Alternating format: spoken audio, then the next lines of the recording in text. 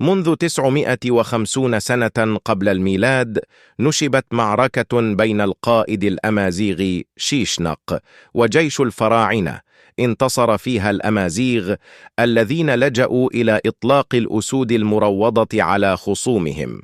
هذه المعركة حدثت هنا في جبل فرعون، كما يؤكد الباحث في التاريخ الأمازيغي محمد سريج، وتحديدا بقرية بني عشير المتربعة فوق سلسلة بجبال تلمسان بغرب الجزائر.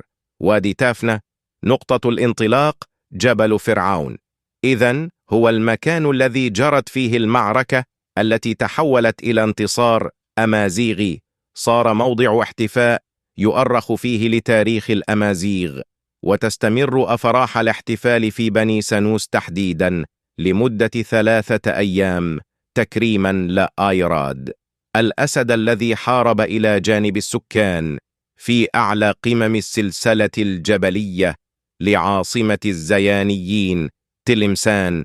تنتشر قرى منطقة بني سانوس المعروفة بألقبايل، هذه القرى التي ما زالت تحتفظ بلمسة أمازيغية واضحة. ويوجد منبع وادي تافنة بالقرب من قرية الخرايصة على ضفاف هذا الوادي الممتد على طول عشرات الكيلومترات. شيد الأمازيغ بني سانوس قراهم ومدنهم.